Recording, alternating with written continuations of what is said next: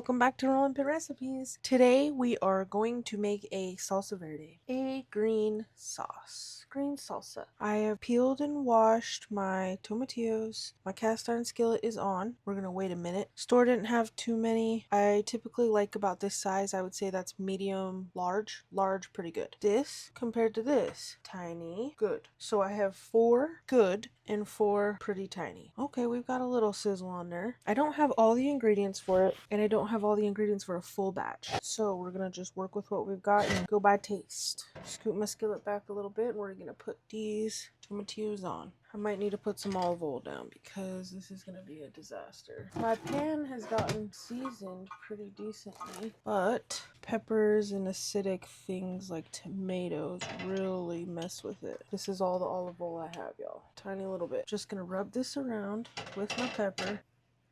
Now we're just gonna put them on. I've got 1 jalapeno. We're just gonna work with what we got, y'all. I'm gonna get me a knife. Just gonna use a little booger. Cut this stem off. And we'll toast that one up as well. You can hear a little sizzle. I've got a bit of cilantro washed up. Took most of the stem off. Now I've got a small white onion here. I think I'm gonna go in with half since this is small. And I've got a tiny garlic head here. We're gonna do all of that. I hope this turns out good. We're just gonna let these toast up. And when they start getting really soft, I'll pull them and put them in the blender. We're gonna blend all this up. Ow. I put this onion on there as well. They're starting to get some color and something's juicing, so we're gonna move them around. I think it was this one. It's hollering at me. Just get these to get some nice color on there. Got this onion too. Oh yeah, it smells incredible. That onion's a little spicy.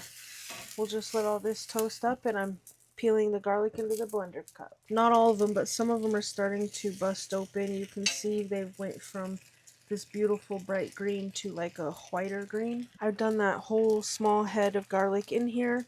We are just going to plop all of these tomatillos right into the blender. Smells so good. You want that nice char. That one doesn't even have that much, but nice color on there. I toasted the onion too. You don't always have to do that. Depends. Some people like to, some people don't. I'm going to put this whole jalapeno in there. And don't have lime. We're working with what we got. I'm going to put a splash of lemon. It's a hefty splash. We can add more. And we're going to add this cilantro right in there. And we're going to blend this up. Oh, we need salt and pepper. It needs that salt, y'all. Might need more, but that's what we're gonna do for now. You want to put that cilantro last or right when you're gonna blend it, because all those hot items will wilt and they'll sogify your cilantro and possibly get caught in your blender blade and ruin it. That's why we have this new blender.